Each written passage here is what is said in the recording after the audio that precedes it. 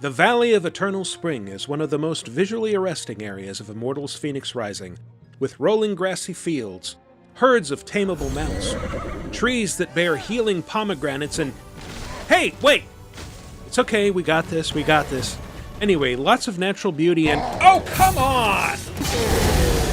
Okay, as you can see, gently swaying trees and chalky white boulders mean weaponry in the hands of big, resourceful monsters, and the Valley of Eternal Spring is full of all of those things. This seeming paradise is both the domain and the prison of the Greek goddess of love, Aphrodite, who's been stripped of her vanity and turned into an apple tree by the evil Typhon, who, despite being a rampaging fiend, has a pretty good sense of irony. True love is the giving of yourself to others. The name Aphrodite should have stood for those things all along. Before we can meet Aphrodite, though, we're introduced to the Golden Isle the same way our hero Fenyx is, by washing up on an unfamiliar shore at the very beginning of the game without any powers or skills beyond some modest climbing and jumping abilities. Filled with ruins, shipwrecks, and stone statues that used to be people, this grim starting area is known as Clashing Rocks, and it's where Fenyx will find a few essential tools, all of which are powerful artifacts once owned by heroes of myth. The Sword of Achilles and the Axe of Atalanta are for light and heavy attacks respectively, although the axe is also essential for knocking aside the shields carried by bigger corrupted soldiers and chipping away at their stamina, which can eventually stun them. Combat is about more than just hacking and slashing. A well-timed parry can also help fill an enemy's stun gauge, while a perfect dodge will slow time to a crawl, giving you a brief window to deal as many quick hits as possible. Time also slows when you're firing Apollo's arrows from Odysseus' bow, the better to steer them mid-flight into enemies, torches, or puzzle-essential braziers. When you first find the bracers of Heracles, they're useful mainly for letting Fenyx telekinetically lift certain objects and push heavier ones, but like all of Fenyx's godly powers, they can be upgraded with new capabilities, like using them to launch yourself through the air at flying harpies. The Wings of Daedalus are the real centerpiece of Fenyx's toolkit, though. Fenyx can use them to double jump, attack monsters in midair, and, with the help of messenger god Hermes, glide across long distances, which is how we leave the cliffs of Clashing Rocks and arrive in Aphrodite's domain. Fortunately, the Valley of Eternal Spring is also where you'll find the Hall of the Gods, where you can take a breather and upgrade Fenyx's skills, health, stamina, and so on.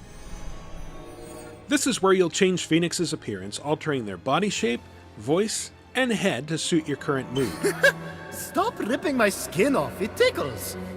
You can also upgrade your gear here, and while you'll find a lot of different axes, bows, and suits of armor throughout the world, you'll upgrade them by category. And because upgrading one sword improves them all, you can focus on using the one with the right buffs and damage bonuses for your situation, instead of going for raw power. Beating Typhon and his assorted monsters takes more than a strong sword, though. You'll need the help of the gods, including Aphrodite, and convincing her to stop being a tree takes a lot of salt water. That's not a euphemism. It's literal magic salt water in two different forms. When you begin Aphrodite's arc, you'll get things rolling, again, literally, by clearing a path for a giant pearl and collecting the sea foam it kicks up when it hits the ocean, recreating the conditions of Aphrodite's birth. At least insofar as Zeus understands them. Grandpappy Uranus threw a pearl into the sea. The sea churned into foam, and Aphrodite rose up out of it. A pearl? Grandpappy? I'm not sure that's how it... That's definitely the story. Okay. Then you'll need to gather 3 of Aphrodite's tears from puzzle-filled Tartaros rifts, where you'll get to do things like launch heavy spheres through smashable barriers, or dodge fireballs while activating floor tiles in sequence.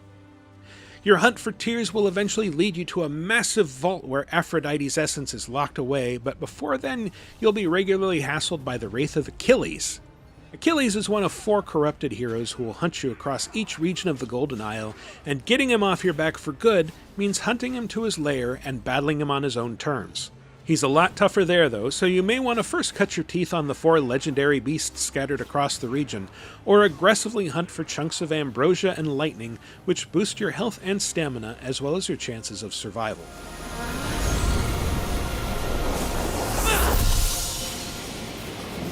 You'll be able to explore the Valley of Eternal Spring for yourself on December 3rd when Immortals Fenyx Rising launches on Stadia, Xbox Series X and S, PlayStation 5, Xbox One, PS4, PC, and Switch. You can also try out the exclusive demo on Stadia before October 29th, or get the game at a later date via Amazon Luna. For more updates on Immortals Fenyx Rising, subscribe to this channel and visit us at news.ubisoft.com.